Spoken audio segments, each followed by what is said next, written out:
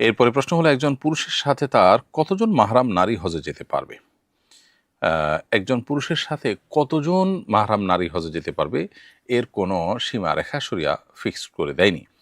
যার ফলে একজন পুরুষ তার সাথে তার মাহরাম ৫ জন, ১০ জন বা যেকোনো সংখ্যক মাহরামকে নিয়ে যেতে পারেন। অর্থাৎ অনেক মহিলা হাজির সাথে একজন পুরুষ মাহরাম যথেষ্ট হতে পারে।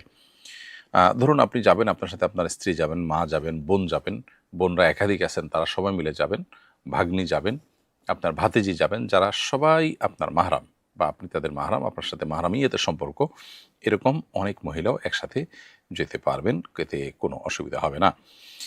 অনেক সময় দেখা যায় যে মা, ওয়াইফ দুজন যাবেন, তো দুজনের জন্য একজন পুরুষ মাহরাম যথেষ্ট। এমন না যে দুজনের জন্য আলাদা আলাদা মাহরাম লাগবে। মূলত শরিয়াতে মাহরামের এই বিধানটা কেন দিয়েছে সেটি আমাদের বোঝার চেষ্টা করতে হবে।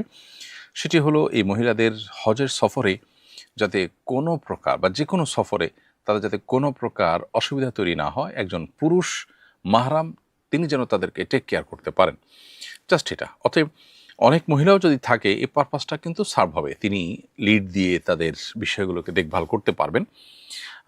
বিধায় একজন মাহরাম হলেই কিন্তু, একজন মাহরাম পুরুষ হলেই তাদের সাথে অনেক মহিলা হজে যেতে পারবেন।